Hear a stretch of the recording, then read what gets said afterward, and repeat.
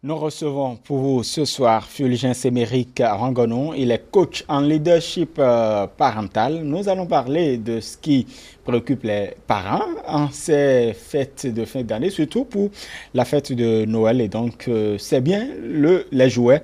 Comment choisir un jouet pour son enfant? Et donc, c'est la thématique qui nous rassemble ce soir avec notre coach Fulgence Émeric Rangonon. Bonsoir.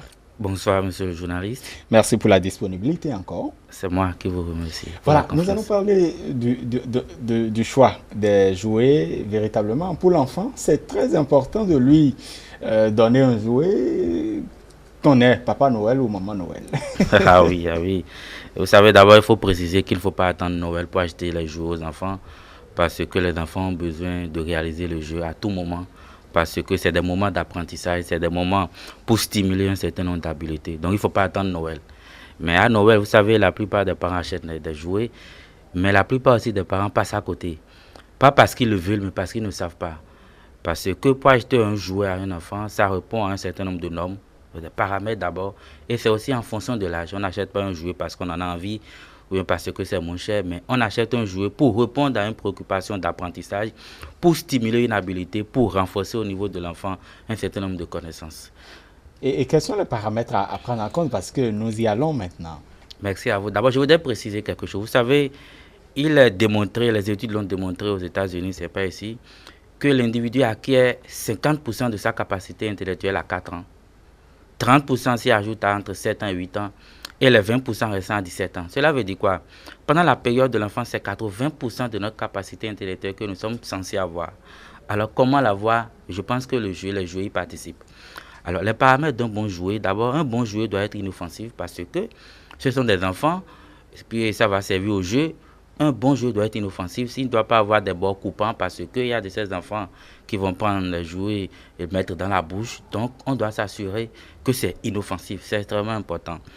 Et un bon jouet aussi doit être réalisé avec des peintures qui respectent les normes. C'est vrai que nous ne sommes pas censés le savoir, ce sont les fabricants, ce sont ceux qui achètent les jouets qui doivent nous garantir cela. Mais c'est important parce que quand on parle de jouets, l'enfant prend et mettra dans la bouche et rapidement, à l'heure du cancer, de tout ce que nous savons, il faut faire attention à cela. C'est pourquoi il faut acheter des jouets de qualité.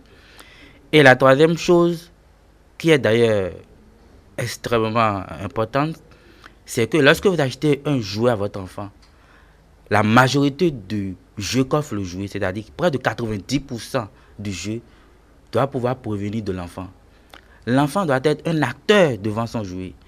Et je vous donne un exemple. Oui. Vous savez, quand vous avez un enfant de 1 an ou même de 2 ans, et vous lui achetez un jouet, c'est-à-dire qui se met en mouvement, l'enfant appuie sur la manette ou bien appuie sur quelque chose et le jouet se met en mouvement. Pour un enfant de 2 ans, ça ne lui apporte rien. C'est pour 4 ans, 5 ans, 6 ans. Parce que devant ce jouet, la seule chose que l'enfant fait, c'est de manipuler juste le doigt et de devenir observateur. Mais l'enfant n'est pas là pour observer le jouet. Doit être acteur. Il doit être le véritable acteur de son jeu et en faire ce qu'il pense et en faire ce qu'il veut. Quand vous prenez le sable, l'enfant pourra faire tout ce qu'il veut avec le sable. Quand vous prenez un jeu de construction, l'enfant pourra construire tout ce qu'il veut. Mais il faut être sûr que 90% du jeu provient de l'enfant et que ce n'est que 10% que le jouet offre.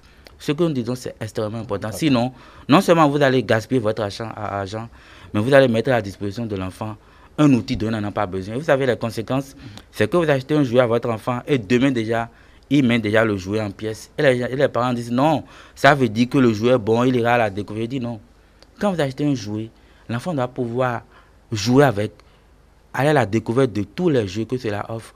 Et c'est des semaines, voire des mois après, qu'ayant fini de jouer, de tout voir, que l'enfant va peut-être dire il faut dépiécer pour aller à la découverte d'autres choses. Ce n'est pas le lendemain, ce n'est pas une semaine après. Et quand on parle de jouer, vous savez, les enfants ont l'habitude de dire moi je veux pistolet, je veux telle chose. Est-ce qu'on ne devrait pas répondre à l'attente de l'enfant? Vous savez que la période de l'enfance, c'est la fondation de l'édifice homme. Et c'est pendant cette période que les enfants acquièrent un certain nombre d'habiletés, de prédispositions pour la vie d'adulte. Ça veut dire quoi? Si nous voulons construire un monde de paix, d'amour, de justice, de vérité, de sincérité, nous devons mettre à la disposition de nos enfants des outils qui font appel à la paix, à la vérité, à la sincérité, à l'amour, et non tout ce qui incite à la violence, à la haine. et à tout ce que vous savez. Donc nous devons faire beaucoup attention aussi à ces outils parce que ça doit nécessairement faire appel à ce dont nous rêvons pour nos enfants et non construire un monde de désordre dans lequel parfois on se retrouve. Et donc, en un mot, et j'incite et j'appelle beaucoup plus les parents à des outils de paix, d'amour, de fraternité. Et quand les voitures, par exemple, c'est extrêmement bon. Les enfants vont pouvoir tirer les voitures. Et c'est souvent pour 1 an ou 2 ans où l'enfant a besoin d'aller à la rencontre de son corps. Nous allons en parler la prochaine fois. Tout à fait. Nous allons parler des jouets traditionnels. Oui, nous allons parler des jouets traditionnels et aussi des jouets 2.0, les tablettes. Mais pour finir avec les paramètres, c'est aussi en fonction de l'âge qu'on achète les jouets. Et c'est extrêmement important. Quand votre enfant a entre 0 et 1 an, il va à la rencontre de son corps. Il a besoin de stimuler ses sens. Tous les jouets que vous achetez à l'enfant, c'est pour stimuler les sens. Les jouets qui cuinent, c'est-à-dire on appuie, ça donne le son. Tout ce que l'enfant va toucher, tout ce que l'enfant va palper, pour stimuler ses sens. Entre 1 an et 2 ans, l'enfant va à la rencontre de son environnement. C'est les objets à pousser et à tirer. Vous voyez, parce que l'enfant va développer sa motricité. Entre 2 ans et 3 ans, c'est beaucoup plus pour stimuler le langage, parce que c'est la période où l'enfant commence par avoir le premier outil social, parce que c'est à travers la langue que l'enfant va acquérir un certain nombre de choses. Donc, c'est tout ce qu'il faut pour stimuler la langue, le langage. Et entre 3 ans et 4 ans, c'est le moment de grand apprentissage. Entre 4 ans et 5 ans, on stimule les connaissances. On va en parler les fois à venir. Mais c'est pour montrer que le jouet, c'est en fonction de l'âge. On ne va pas acheter un jouet parce que c'est beau pour le parent. Parce que non, c'est en fonction de l'âge et des paramètres dont nous avons cités. Très bien. Nous parlons des tablettes.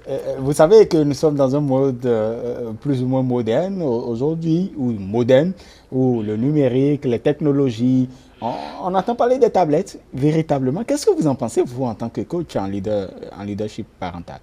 Merci à vous. D'abord, il faut comprendre que nous sommes dans un monde numérique, mais nous n'allons pas habituer nos enfants à un monde virtuel. Nous sommes dans un monde numérique, mais on ne va pas habituer nos enfants à un monde virtuel.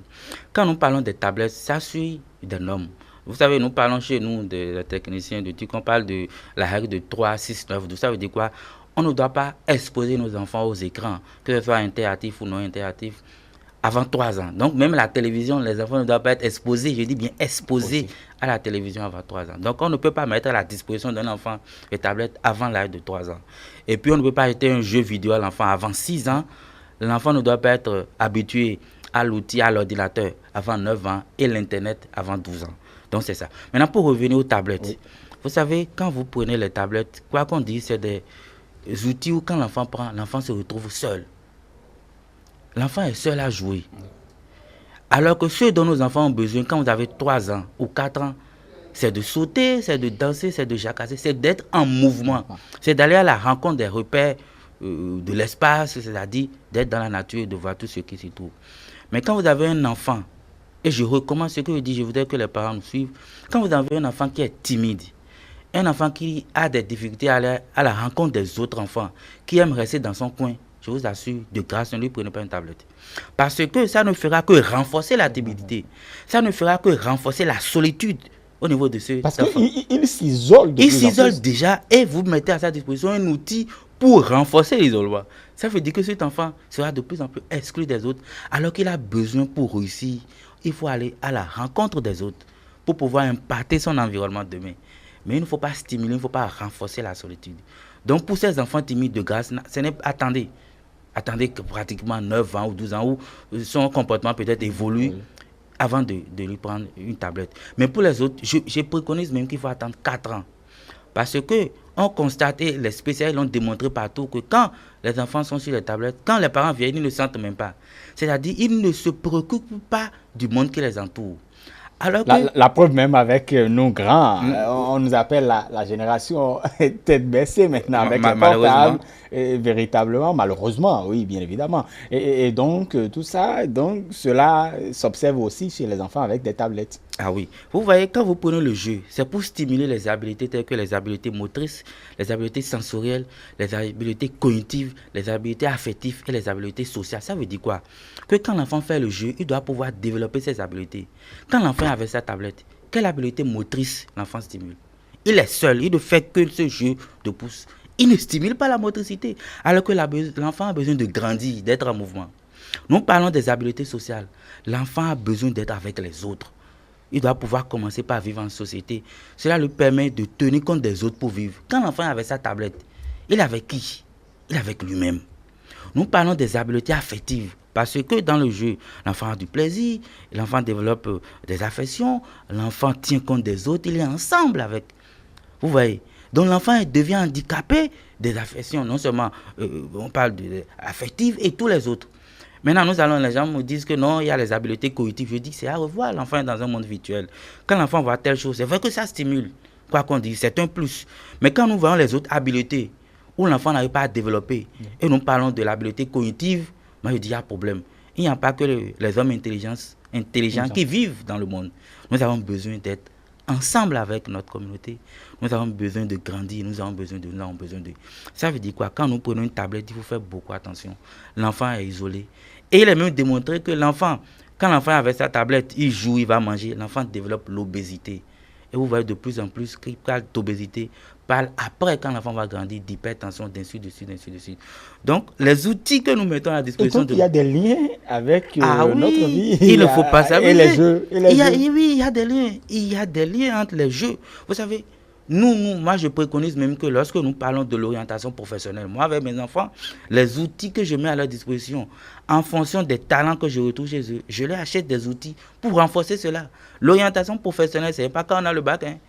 C'est de 0 à 6 ans, cette histoire. Ah oui, c'est d'abord cela, c'est les outils. Ceux qui ont compris, parce que nous parlons de stimuler. Je vous ai parlé de certains nombre d'habiletés. Quand vous voyez votre enfant, les parents sont les seuls à mieux connaître leur enfant.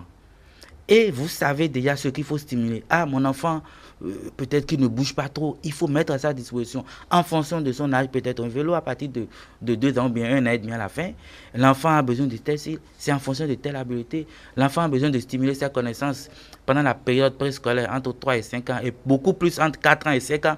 Donc, il faut commencer par lui acheter l'alphabet. Vous voyez, le jeu, les jouets, lorsque vous maîtrisez énormément, vous allez façonner votre enfant comme vous le voulez et les gens seront surpris. Est-ce que les jeux également dans nos établissements, c'est vrai que qu'à la maternelle, on fait usage de jeux parfois, ce n'est pas assez aussi? Non, vous savez, il est même important. Vous savez, il y a de ces enfants qui aiment tellement le jeu et il faut leur apprendre comme s'ils étaient en train de jouer. Et c'est les spécialistes, les pédagogues le savent, les enseignants le savent mieux. Parce qu'il y a de ces enfants qui aiment jouer, ce n'est pas mauvais. Vous allez constater que la plupart de ces enfants hyper intelligents aiment beaucoup jouer. C'est parfois ces enfants génies, quand ils sont en classe, ils comprennent déjà, quand ils rentrent, ils s'amusent. Mais tous les enfants ne peuvent pas être comme ça. Si vous dites que votre enfant à l'école, et puis il vient, il s'amuse, il y a des enfants qui n'ont pas ces habiletés, il faut encore le suivi à la maison. Mais la plupart des génies, quand ils rentrent, ils s'amusent. Parce que dans le jeu, l'enfant apprend beaucoup de choses. Nous aurons peut-être le temps d'en parler. Mais ça stimule l'enfant, ça met l'enfant sur l'orbite de développement, sur même l'esprit d'entreprise. Très bien. Les valeurs de l'entreprise, c'est le jeu. Même l'esprit d'entrepreneuriat, on peut le faire. On va en parler, naturellement. Est-ce que pour le choix des jeux, hein, nous allons égrener les dernières minutes, et donc, est-ce que l'État devrait jouer un rôle en ce qui concerne le marché des jouets et essayer de canaliser un certain nombre de jouets qui ne devraient pas être à la portée des enfants? Ah oui, l'État a un rôle à jouer, un rôle important, parce que quand nous parlons de ces outils, n'oublions pas les pétards. Nous, en notre temps, ce n'était pas suivi, ça allait dans tous les sens. Nous avons des grandes personnes, des gens qui ne supportent pas le bruit. Donc, l'État doit tout faire à travers les services de douane pour que ça ne rentre pas dans le pays. Moi, je dis souvent que ce n'est pas la peine d'aller chercher ça chez les revendeuses qui en griffent. Je ne dirais pas qu'elles ne sont pas responsables, mais quand même, leur responsabilité est limitée. Il faut éviter que ces gens de tir rentrent dans le pays. Et il y a aussi parfois de ces outils qui incitent à la violence, dont les enfants n'ont pas besoin. Et il n'y a pas que les États, l'État. Il y a ces promoteurs de jouets qui, vous savez, quand le parent vient jouer et qu'il vient acheter un jouet, et que chez vous, il trouve déjà quelqu'un qui pourra lui dire, oui, vous pouvez acheter tel jouet à votre enfant, vous pouvez. Et le parent se sent rassuré.